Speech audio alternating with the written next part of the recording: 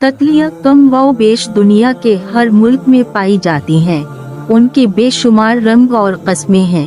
तितलियां सारा दिन फूलों और फलों का रस चूसकर अपना पेट भरती हैं।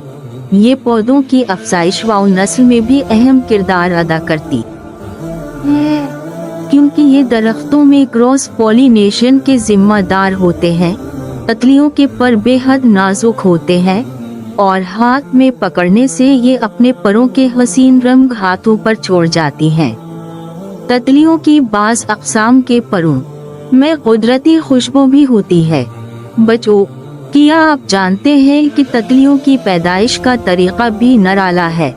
सबसे पहले मादा तितली किसी भी हरे भरे दरख्त के ताज़ा पत्ते की पिछली सतह पर एक ननमीना मोती जैसा चमकीला अंडा देती है। इसकी जसामत एक छोटी पिन के सिरे के बराबर होती है। अंडा देने के बाद तितली उड़ जाती है और वापस यहाँ नहीं आती। तकरीबन एक हफ्ते के बाद अंडे से नरम व मुलायम रेशम जैसा सब्ज रंग का खूबसूरत कीड़ा निकलता है, जो लार्वा कहलाता है। इसका साइज तकरीबन 5 मिलीमीटर तक होता है। अंडे से निकलने के बाद ये शाख से पत्तियां खाना शुरू कर देता है और बड़ी मिकदार में खुराक जमा कर लेता है।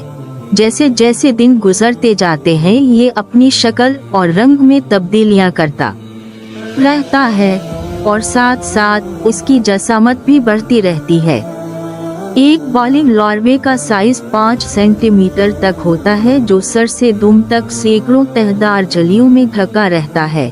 रफ्ता रफ्ता इसके ऊपर 2 छोटे छोटे से नुमा उबार जाहिर होने लगते हैं और जिस्म से सख्त बदबूदार मादा भी खारिज होता है, जो इस बात की अलामत है कि लार्वा अब अगले मरहले में पहुंचने के लिए तैयार है।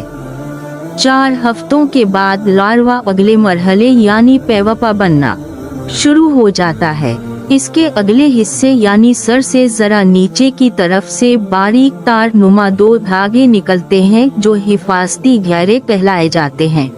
आहिस्ता आहिस्ता ये कद में छोटा और जसामत में मोटा होता जाता है। उसकी बैरूनी झिल्ली भी सख्त होना शुरू हो जाती है। ये अपने अतराफ में मौजूद फूलों और पत्तों का हमरंग हो जाता है। उस वक्त ये बिल्कुल मूंगफली के खोल की मानिंद बेजान और बेकार सी चीज दिखाई देता है, लेकिन हकीकत में इस मामूली खोल के अंदर इसमें कुदरती तौर पर कीमियाई अमल और हैरत अंगेज तब्दीलियां रूनुमा हो रही होती हैं।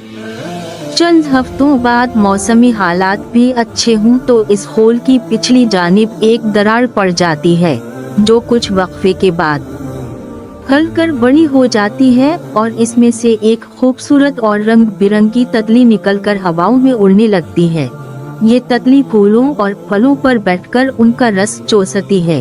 थोड़े दिन गुजरने के बाद ये तितली अंडे देती है और अंडे देने के बाद मर जाती है।